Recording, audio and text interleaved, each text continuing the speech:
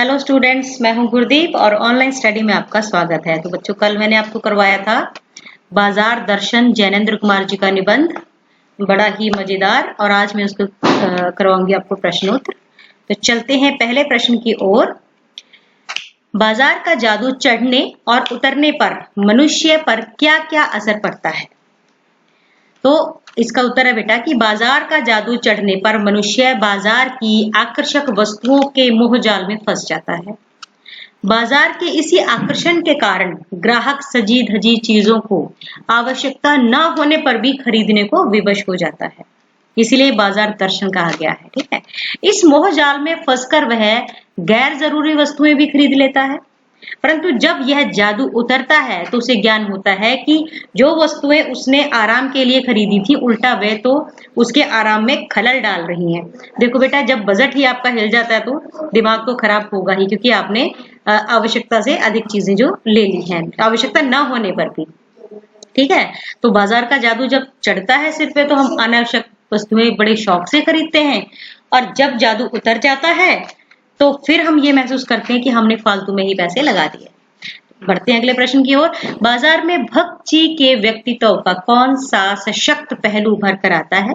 क्या आपकी नजर में उनका आचरण समाज में शांति स्थापित करने में मददगार हो सकता है? तो बाजार में भक्त जी के व्यक्तित्व का सशक्त पहलू उनका अपने ऊपर का मन नियंत्रण उभर कर आता है। देखिए बेटा, मन काबू में लाना बड़ा मुश्किल होता है।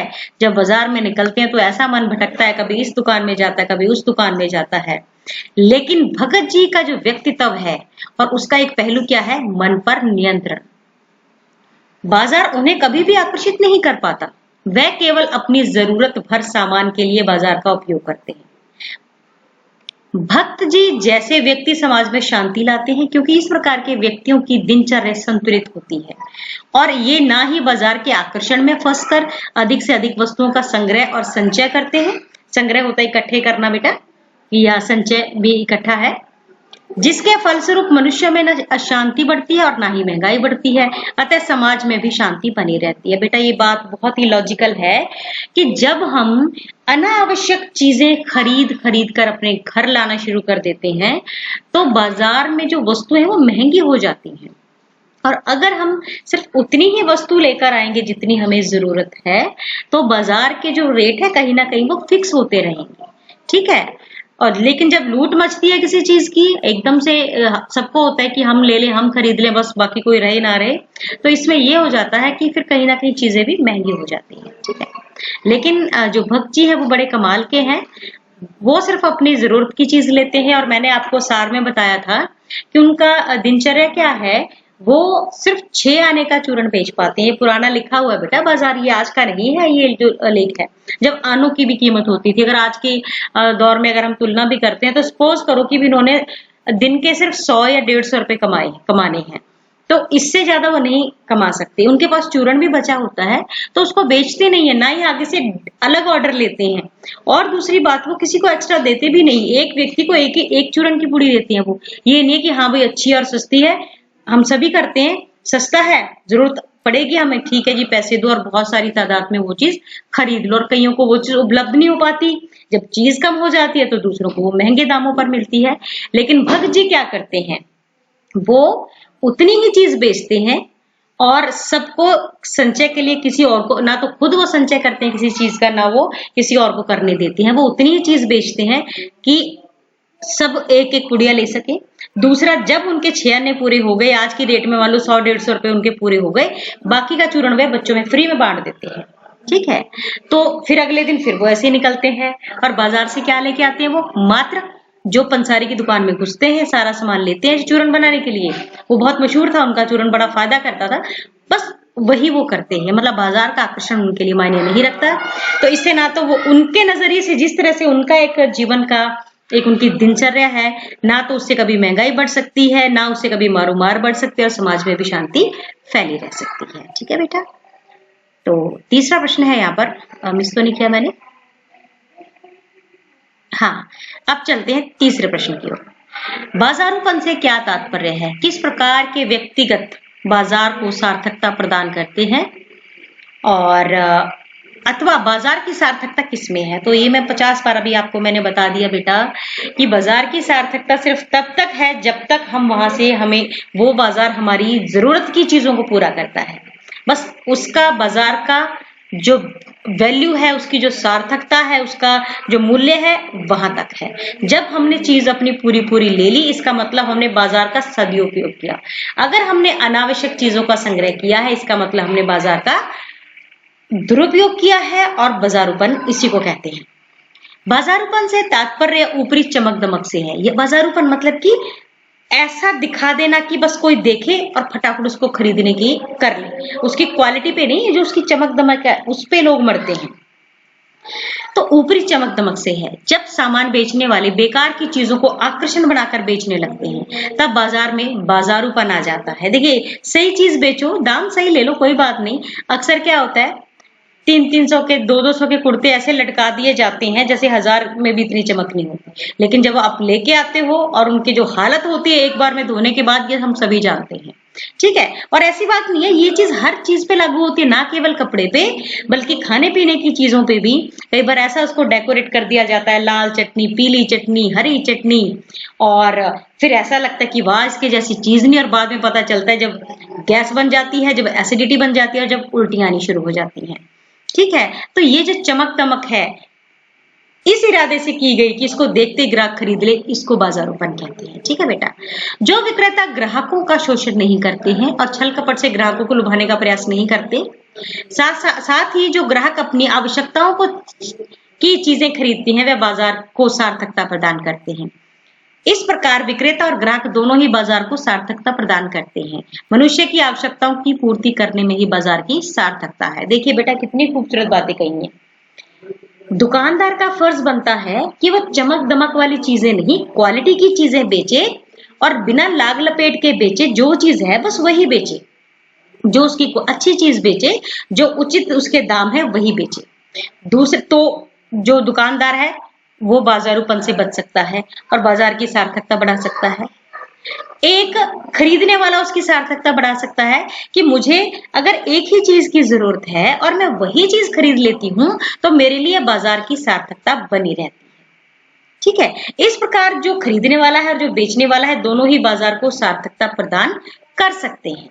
और बाजार की सार्थकता किसमें बेटा, कि मनुष्य को जो चीजें चाहिए, अगर बाजार वही चीजें उन मनुष्यों को प्रोवाइड करता है, तो बाजार की सार्थकता इसमें है। यानी बाजार तभी सफल होगा जब वो हमारी जरूरतें पूरी करता है। और हम बाजार को सार्थकता कैसे दे सकते हैं, अपनी सिर्फ जरूरत की चीजों को खरीद के। और जो विक्रेता है वो कैसे कर सकते हैं बाजार को सार्थकता प्रदान, कि चीजों को बिना डेकोरेट किए, उनको जो वो चीजें हैं सही उस रूप में दिखाकर, उसका वाजिब दाम देकर और वाजिब दाम लेकर फिर उनको बेचें। तो ये आपका प्रश्न है। ठीक है, बहुत ही बढ़िया और इंपॉर्टेंट क्वेश्चन है बेटा।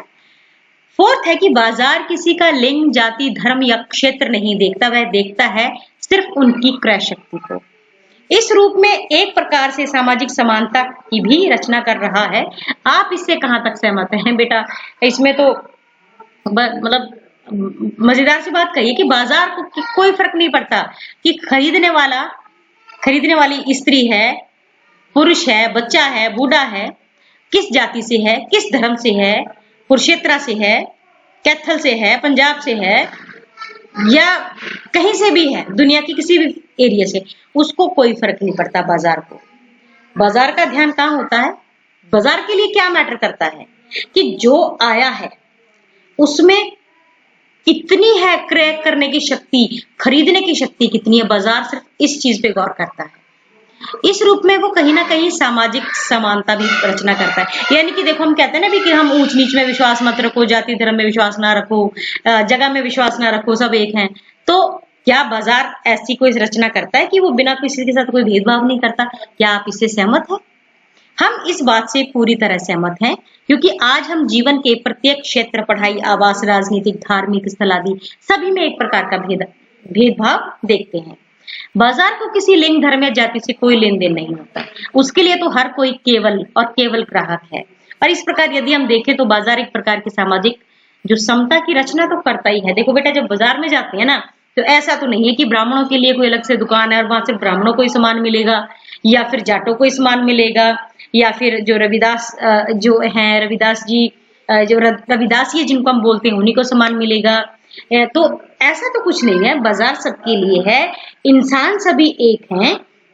तो जो एक धारणा इंसानों की होनी चाहिए बाजार की वो प्रवृत्ति है, तो हम इस चीज से सहमत हैं, ठीक है। क्योंकि वैसे भी परमात्मा ने सबको एक जैसा ही बनाया है, कोई ऊंच नीच नहीं है, सभी उस मालिक के बंदे हैं, ठीक है। तो कहीं ना कहीं ये जो फीलिंग है ये बाजार तो कम से कम देता ही है। आप अपने तथा समाज के कुछ ऐसे प्रसंगों का उल्लेख करें जब पैसा शक्ति के परिचय के रूप में प्रतीत हुआ, और दूसरा जब पैसे की शक्ति काम नहीं आई। तो पहला क्या है, जब बड़े से बड़ा अपराधी अपने पैसे की शक्ति से निर्दोष साबित कर दिया जाता है, तब हमें पैसे की शक्ति के परिचय के रूप में प्रतीत होता है। समझ गए ना बेटा, कि किसी पे केस चल रहा हो और अपराधी है वो, ठीक है, पैसे दिए, मोटा पैसा जज को दिया, मोटा पैसा वकील को दिया, झूठे गवाह खड़े कर दिए पैसे देके और से बरी हो गया, गलत आदमी होता हुआ भी। तो यहाँ हमें लगता है कि भाई पैसे की शक्ति है। नौकरियां हैं, जो मेहनती हैं काम कर करके मर जाते हैं, लेकिन जिनके पास पैसा है, चाहे धेला ना आता हो, लिखना ना आता हो, पैसे खरीदते, पेपर खरीदते हैं, लीक करवाते हैं, अपनी जगह किसी और को बिठाते हैं और नौकरियों पर बैठे हुए हो। तो यहाँ पता चलता है कि पैसे की शक्ति है। लेकिन जब पैसे की शक्ति काम नहीं आती, तो ऐसी भी बेटा बहुत जगह है जहाँ हर जगह पैसा नहीं चलता। असाध्य बीमारी के आगे पैसे की शक्ति काम नहीं आती। अगर आपको कोई बीमारी, भगवान ना करे किसी पैसे वाले को कोई बीमारी लग जाए, तो वो अपने पैसे की शक्ति दिखाकर उस बीमारी को दूर नहीं कर सकता। हाँ, बस इतना तो है कि उसका इलाज करवा सकता है। मान लो उसको एड्स हो गया, अब उसको कोरोना वायरस हो गया, तो पैसा क्या कर लेगा, इनका तो इलाज ही नहीं है, ठीक है, तो मरेंगे ही, फिर वह पैसा क्या करेगा, धरेगा धरा रह जाएगा। ठीक है बेटा, एक 6वां और लास्ट प्रश्न है आपका। बाजार दर्शन पाठ में बाजार जाने या न जाने के संदर्भ में मन की कई स्थितियों का जिक्र आया है। आप इन स्थितियों में जुड़े अपने अनुभव का वर्णन करें। मन खाली हो तब क्या होता है, मन खाली न हो, मन बंद हो, मन में नकार हो। तो देखिए, पहला क्या है, जब मन खाली होता है तो क्या होता है, जब हम बाजार जाते हैं और हम डिसाइड नहीं करते कि हमने लेना क्या है। जब मैं केवल यूं ही घूमने की दृष्टि से बाजार जाती हूँ, तो ना चाहते हुए भी कई सारी महंगी चीजें घर ले आती हूँ, और बाद में पता चलता है कि इन वस्तुओं की वास्तविक कीमत तो बहुत कम है, और मैं उनके आकर्षण में फंस गई और इन्हें खरीद के ले आई। ठीक है, तो खाली मन से तो ये होता है। मन खाली ना हो फिर क्या होता है। एक बार मुझे बाजार में एक लाल रंग की साड़ी खरीदनी थी, तो मैं सीधे साड़ी की दुकान पर पहुंची। उस दुकान में अन्य कई तरह के परिधान मुझे आकर्षित कर रही थी, परंतु मेरा विचार पक्का होने के कारण मैं सीधे साड़ी वाले काउंटर पे पहुंची और अपनी मनपसंद की साड़ी खरीदी और बाहर आ गई।